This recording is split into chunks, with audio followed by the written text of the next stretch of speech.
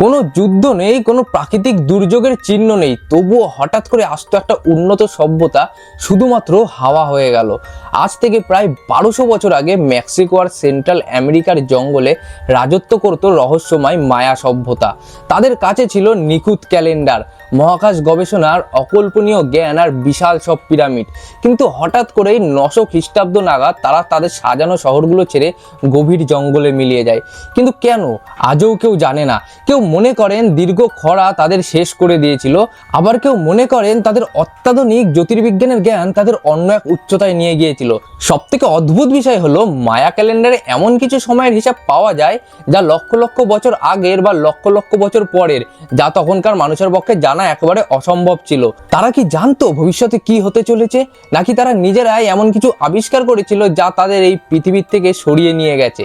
জঙ্গলে ঢাকা পড়ে থাকা তাদের এই বিশাল শহরগুলো আজও এক নীরব হাহাকার করে দাঁড়িয়ে আছে। আপনার কি মনে হয় মায়ানরা কি আজও কোথাও বেঁচে আছে? কমেন্ট করে আপনার মতামত অবশ্যই জানাবেন। আর এরকম আরো ভিডিও দেখতে সাবস্ক্রাইব করে রাখুন।